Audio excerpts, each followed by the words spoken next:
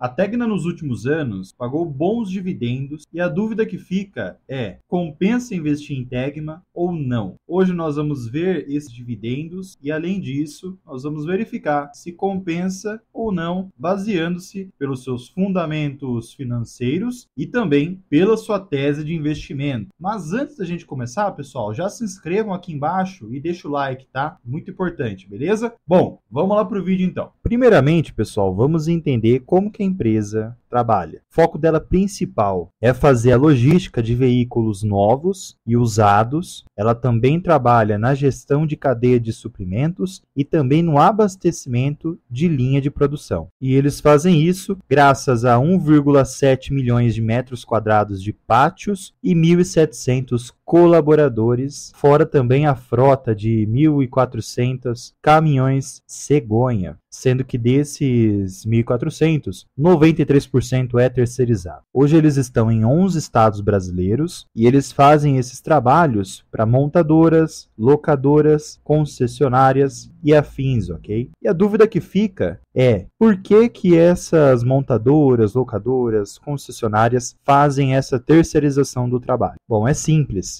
Basicamente, é para melhorar a produtividade da fábrica, reduzir os custos e melhorar a utilização dos ativos, tudo bem? Mas o foco principal é a produtividade. Fora isso, existem alguns pontos também que a empresa acaba evitando ao terceirizar esse trabalho, onde podemos comentar sobre os riscos de avarias, otimização no processo de organização dos veículos no pátio, fora também vários outros fatores da locomoção dos veículos, toda a parte burocrática, tá? E é aí que entra a Tegma, que faz todos esses processos. Processos esses que são feitos da seguinte situação: a montadora deixa os veículos prontos, onde é feito a coleta, e essa coleta é enviada para os pátios. Dos pátios é feito a distribuição para as concessionárias e locadoras e afins, tudo bem? Todos esses processos a Tegma toma conta e, graças a isso, as empresas acabam reduzindo gastos. E não é só gastos, tá, pessoal? Tem vários fatores que afetam essa escolha em terceirizar a logística de entrega dos veículos. Dentre elas, eu posso trazer para vocês o risco de parada de fábrica, as incertezas de disponibilidades de transportadoras, falta de escala e produtividade. Tem vários fatores que favorecem a empresa a fazer essa terceirização para a Tegma. A Tegma está nesse mercado desde 1969, onde ela focou principalmente na expansão e consolidação até 2006. De 2006 em diante, foi feito uma outra estratégia. Em 2007 foi feito o IPO e até 2014 eles focaram muito na diversificação de renda dentro da empresa, com vários tipos de estratégias diferentes para crescer a carteira de clientes, ok? E de 2015 em diante, pessoal, a empresa está focada, que no caso agora, em inovações e diversificações. E isso é muito importante para a empresa, já que ela acaba sendo muito afetada pela economia. Principalmente, pela maior parte dela, está focada em logística de concessionárias. Se as concessionárias, se as montadoras fabricarem menos e venderem menos, naturalmente a Tegma vai reduzir os seus lucros também. Então, é simples o cálculo. Economia boa, Tegma sobe. Economia ruim, Tegma não vai subir. Quando eu digo sobe e desce, é por conta dos seus lucros que vão variar. E por causa disso, a empresa tem que ter uma estratégia bem elaborada. E vejam que atualmente a estratégia de crescimento da empresa está focada em uma alta geração de caixa, onde eles têm como base uma crescente sem uma alavancagem, uma baixa necessidade de investimento de manutenção na frota e uma boa resiliência no ciclo de caixa sólido.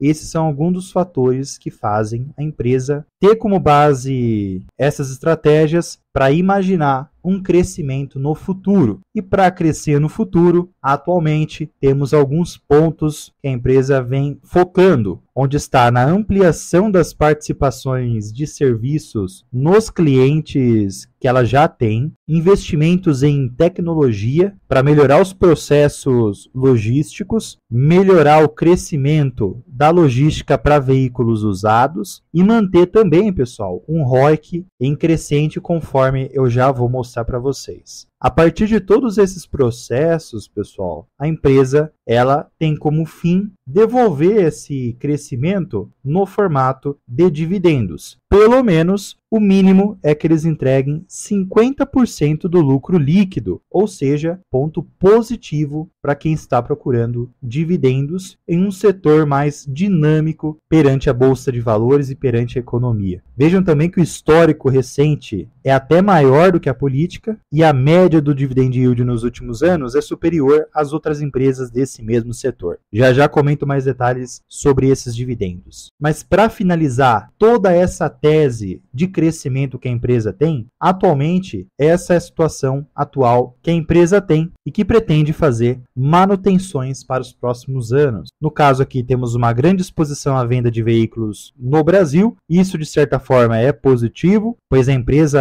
é uma das primeiras desse ramo aqui. Contudo, igual eu falei para vocês, uma economia ruim afeta demais esse setor. Outro ponto é o histórico de alta geração de caixa. Esse é um ponto muito positivo, geram dividendos para quem for investir, uma maior resiliência nas margens líquidas. Isso é bom porque os custos acabam ficando mais estáveis. Os contratos com as concessionárias, com as montadoras, são de longo prazo, um outro ponto muito vantajoso. O retorno sobre os investimentos está acima da média, no caso é o ROIC, igual eu relatei. Os dividendos, eles querem manter esse 50% para o longo prazo ainda. Isso quer dizer que a empresa vai continuar pagando esses dividendos vantajosos, caso o resultado do lucro líquido seja positivo. E um outro ponto é que eles não pretendem manter uma intensidade alta em ativos, tudo bem? Todos esses pontos proporcionam uma estabilidade da empresa, apesar dela ser muito afetada pela economia. E até trazendo mais detalhes para vocês sobre o retorno sobre o investimento e também sobre os dividendos, vejam que o ROIC e o ROI da empresa, pessoal, está trabalhando de forma bem interessante desde o terceiro trimestre de 2022, sendo que esses resultados estão crescentes, principalmente por conta da melhora da economia. E com relação aos dividendos, vejam que nesses últimos anos, de 2020 até 2023, a empresa entregou um payout superior a 50%. Ponto muito positivo para quem quer receber dividendos. Se a gente analisar aqui, vejam que nesses últimos 3 anos, a empresa pagou ótimos dividendos pelo setor que ela está. 2020 aqui não vou levar em consideração. E até trazendo mais detalhes para vocês sobre esse histórico de dividendos, vejam que antes de 2020 a empresa já estava pagando bons dividendos, tá? Aproximadamente a 4,5%, isso em 2018 e 2019. Esses dividendos, eles são reflexo de um processo que vem elevando a empresa desde 2016, ano que a empresa acabou trabalhando de forma negativa.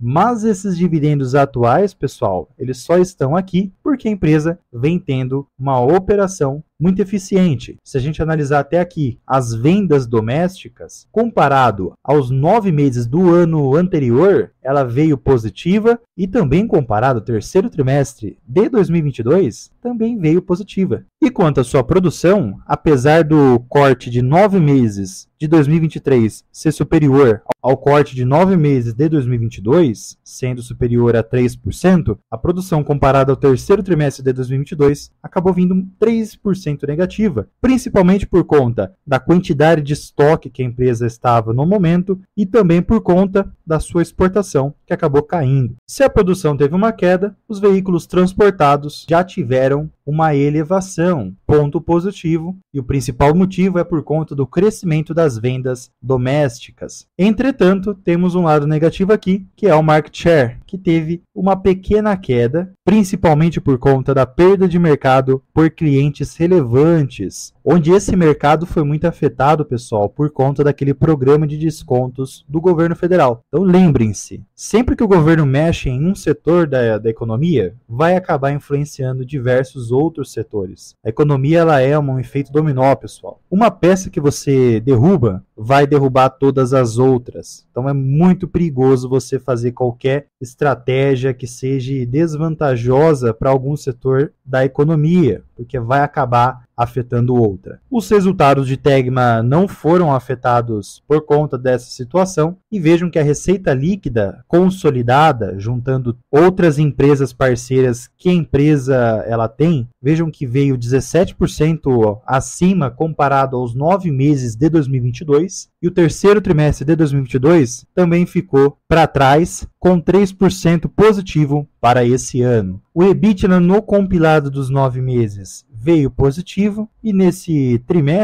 terceiro trimestre, acabou vindo um pouco abaixo, ok? Um dos principais motivos foi por conta de alguns ajustes no quadro de pessoas da operação, ok? E também alguns aumentos de despesas. O EBITDA seguiu o mesmo caminho do EBIT. O seu lucro líquido, por outro lado, acabou vindo superior comparado aos últimos 2 anos nesse mesmo período, e o terceiro trimestre também veio superior comparado ao anterior desse mesmo período. Lucro líquido esse que vem trazendo boas margens de crescimento, pessoal. Se a gente pegar o histórico da receita líquida, vejam que desde 2020 a empresa vem crescendo tranquilamente. Esse é um ponto muito positivo e que vem sendo estruturado há muito tempo. Se não fosse a pandemia, a empresa estaria melhor ainda. Esses resultados a gente consegue ver também no lucro líquido, que é mais importante do que a receita. Vejam que ela vem crescendo desde o seu prejuízo na pandemia. Esses resultados ficam mais fáceis de visualizar se a gente trouxer anualmente, pessoal. Vejam que nas receitas líquidas, a empresa ela vem crescendo desde 2016, período que a empresa começou a se recuperar depois de uma queda bem vantajosa, negativamente falando, naquele período de 2013 a 2016,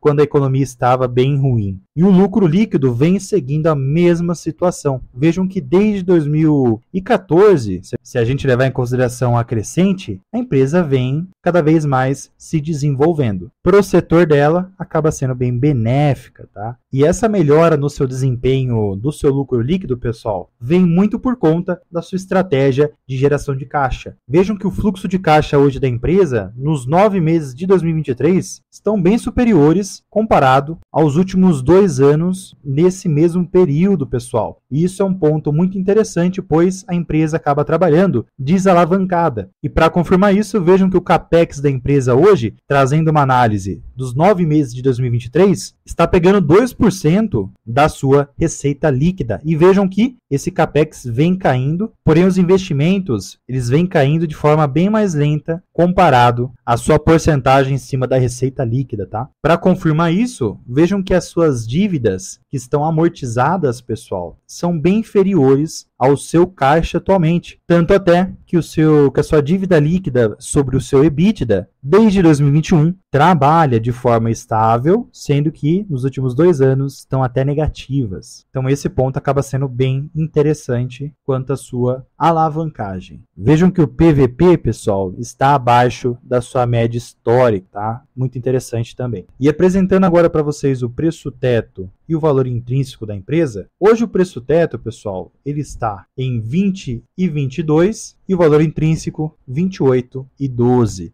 Levando em consideração o preço atual da empresa, que está em 28,67, a empresa ela não está descontada. Mas é claro que vocês não podem levar em consideração, pessoal, esses tipos de fórmulas para empresas que têm uma volatilidade maior no seu lucro líquido e nas suas receitas também, ok? Sempre bom ratificar isso. E além dessas projeções, temos também algumas projeções técnicas aqui.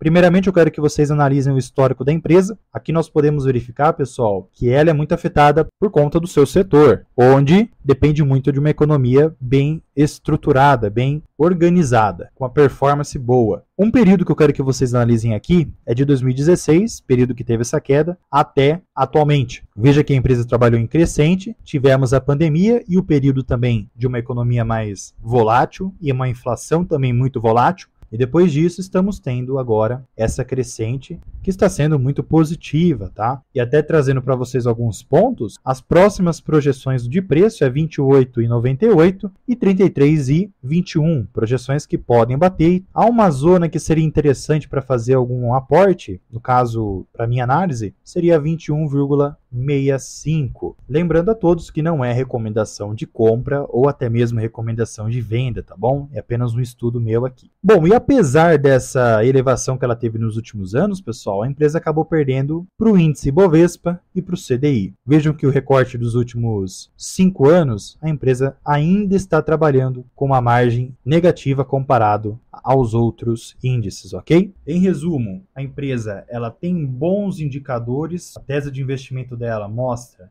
que ela tem projeções muito interessantes, imaginando para um longo prazo. Para quem gosta desse setor logístico e quer focar mais para esse setor de automóveis, a empresa é bem interessante, bem benéfica, porém você vai ter que equilibrar ela dentro da sua carteira, principalmente por conta dela ser uma empresa cíclica. Dito isso, ela, por mais que pague bons dividendos, precisa ser alocada dentro de uma carteira, na minha opinião, com uma porcentagem menor, para evitar riscos. Um ponto positivo é que a empresa ela acaba sendo de rentabilidade e, ao mesmo tempo, pagadora de dividendos. Os dois juntos formam uma dupla interessante, ok? Me conta aqui embaixo o que vocês acham desse tipo de ação em uma carteira de investimento e qual a porcentagem que vocês deixam para esse tipo de ação. Bom, não se esqueçam de se inscreverem no canal. Vou ficando por aqui. Fiquem com Deus. Grande abraço a todos. E fui, pessoal.